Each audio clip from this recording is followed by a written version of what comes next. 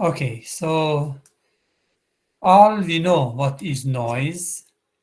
So noise is an electronic signal that gets added to a radio or information in transmission or in electrical systems. So it is not the same as interference from other information signals. So one can say that noise is general, contains all frequencies, means we call it also white noise, means from everywhere in the spectrum, from very low frequency to very high frequency, usually noise available. So is static, you hear in the speaker when we changing the, for example, tuning the AM or FM radio, when you are passing from one channel to another, you hear the some noises. So that comes from those are some signals exist in the environment, but they are not what you are looking for, or for you is a noise. And in some television, when you can't get the channel, it just show like a snow. So that is also noise. It means your antenna receiving some signal, but this is not your signal, or your decoder won't understand what they are. So they just show you something like a snow. So the noise level in a system is proportional to temperature and bandwidth. So the higher temperature, more noise. The wider bandwidth, also more noise. So also the amount of current flowing in a component, the gain of the circuit, and resistance of the circuit. All these elements affect on your noise level. So usually we show the noise, the level of the quality of a system in terms of against noise. We usually show signal to noise ratio, which is S over N, or we just show SNRs, I mean signal to noise ratio. So the stronger the signal and the weaker the noise would be better, means providing higher signal to noise ratio. And usually we show them in decibels. So the equation is signal power to the noise power. This can be voltage of signal over voltage of noise, or can be power of signal over the power of the noise. So in both cases, you can use either of them, can be used. For example, here, if the signal voltage is 1.2 microvolt and the noise voltage is 0.3 microvolt, most signal to noise ratios are expressed in terms of power rather than voltage. For example, if we have a signal power 5 microvolt, noise power 125 nanowatt, sorry, here is 5 microwatt, noise power is 125 nanowatt, signal to noise ratio is 5 times 10 raised minus 6 over 125 times 10 raised minus 9. So we have 40 signal to noise ratio. We can also show them in decibels. We take the same examples for the voltage and power. So if we want to convert them or show them in decibels, for the first example, we have 4, which is based on voltage. To convert voltage to decibels, we know is 20 log of signal to noise ratio. So this is voltage, signal of voltage, and voltage of noise, which is 4. Then is log of 4 is 0.602 times 20, we have 12 dB.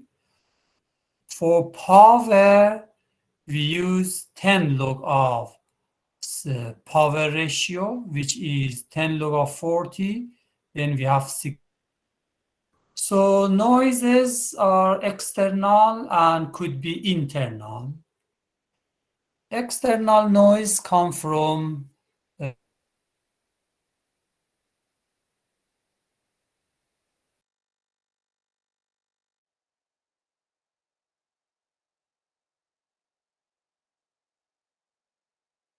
the source. Atmospheric are naturally occurring electrical disturbances in the Earth's atmospheres. So space is sun, of course, radiating all range of spectrum or frequencies. There are some noise coming from the sun as well. Internal noise is related to our electronic circuits and the elements in our circuits. They also produce noise. Those are like resistors, diodes, transistors. So they are the major source of internal noise. And usually the internal noises we refer to thermal noise, semiconductor noise, intermodulation, distortion as well. So these are our internal noises for a communication system.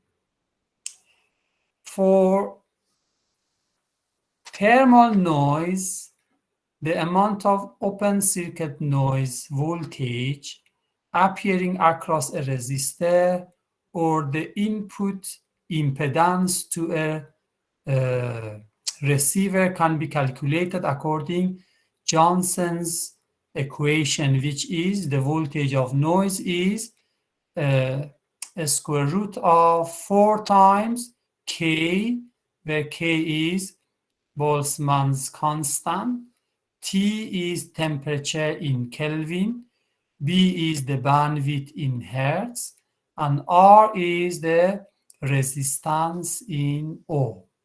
So multiplying all these elements, then a square root of them give you the voltage of noise. We call it open circuit noise voltage. So sometimes we also call thermal noise. So here I have one example. What is the open circuit noise voltage across a 100 kilo ohm resistor over the frequency range of direct current to 20 kilohertz at room temperature, assuming 25 degrees Celsius. So we have the constant of 4 coefficient. So the Boltzmann's constant is 1.38 times 10 raised minus 23 joule per Kelvin, which is there. So T, the temperature, 25 degree, need to be converted to Kelvin plus 273. times the frequency, which is 20 kilohertz, will be 20 times 10 power of 3, times the resistance, which is 100 kilo ohm, 100 times 10 power of 3. Then if you multiply this, then a square root, it will be 5.74 microvolt is your noise voltage for that resistance at that temperature. I have one more example. The bandwidth of a receiver with a 75 ohm input resistance is 6 megahertz.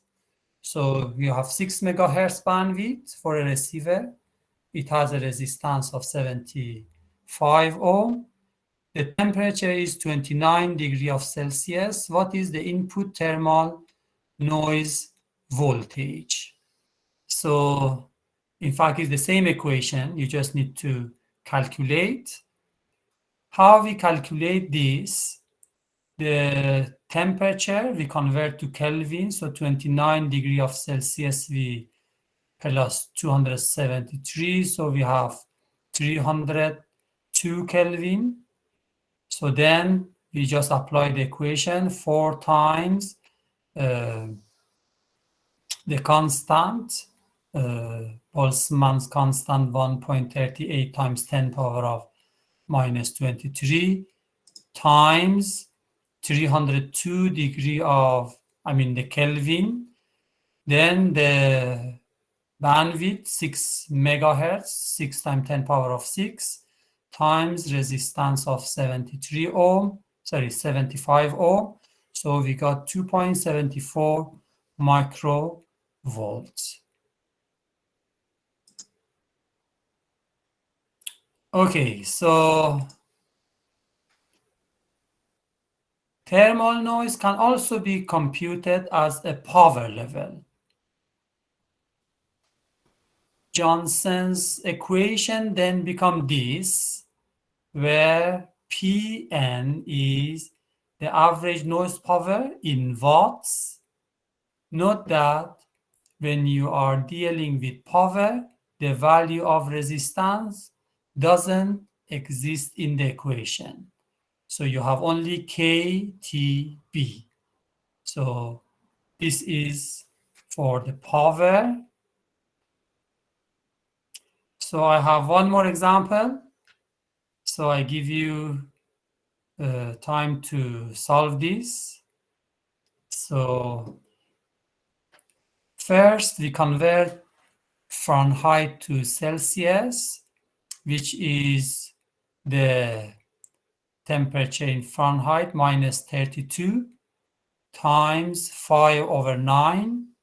So then we have 90 degree Fahrenheit minus 32 times 5/9 gives us 32.2 degrees Celsius. Then we plus this to 273, we get 305.2 Kelvin.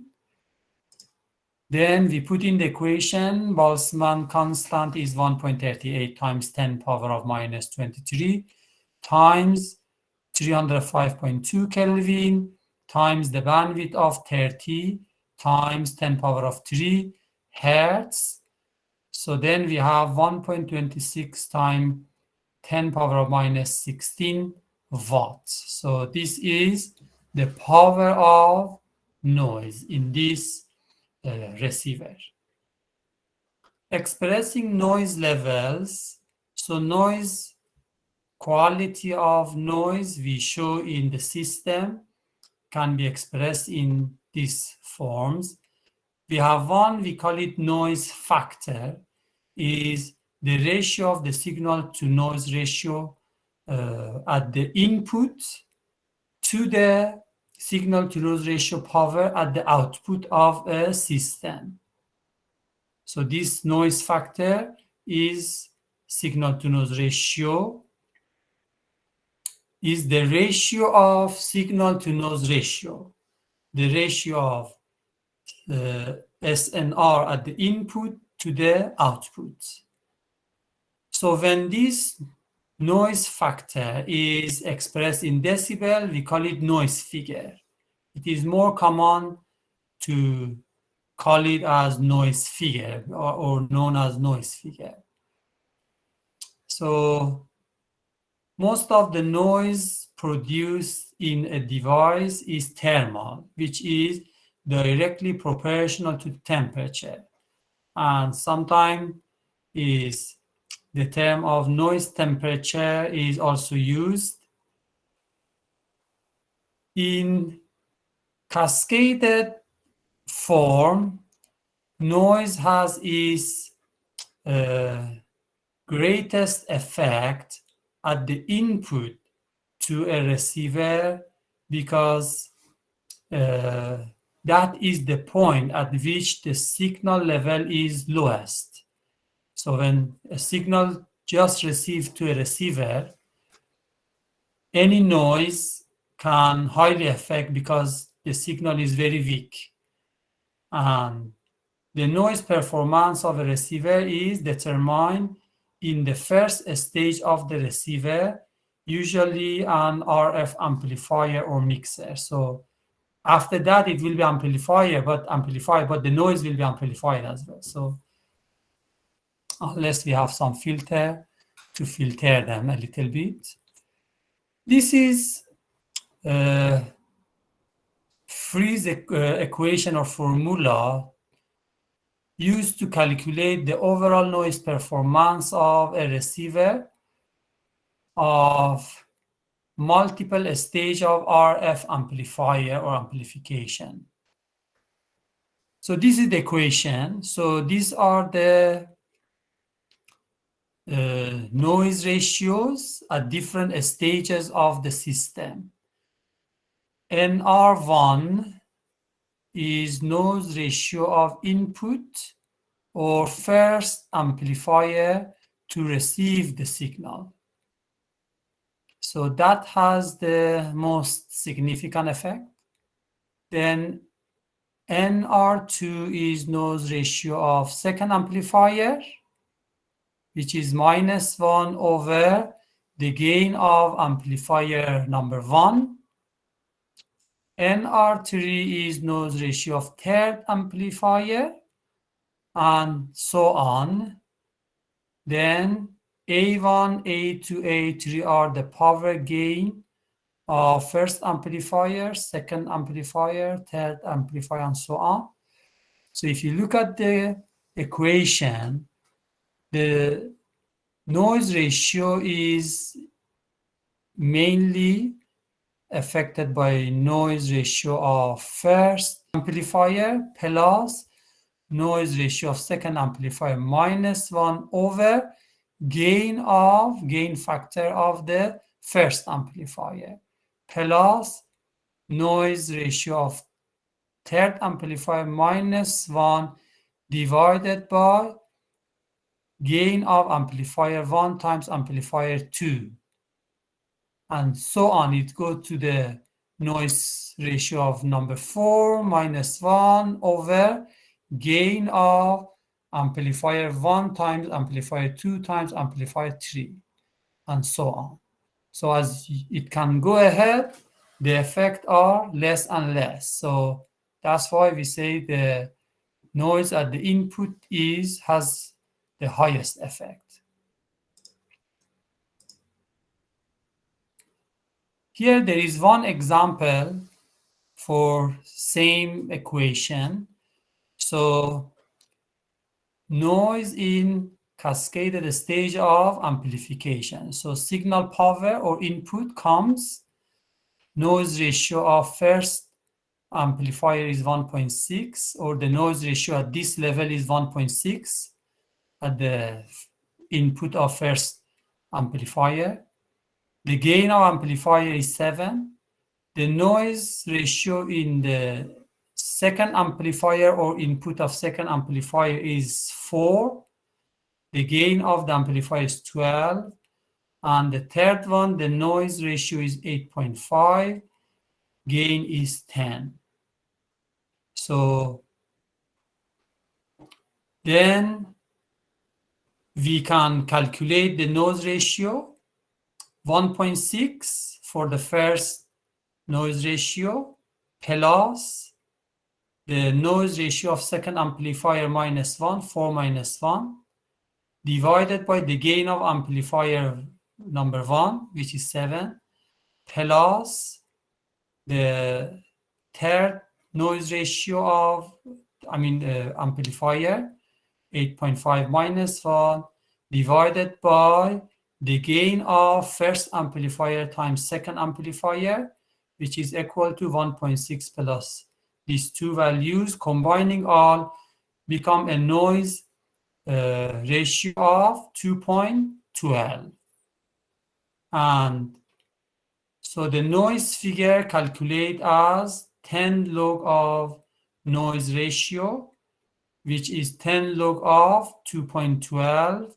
We have 3.26 dB.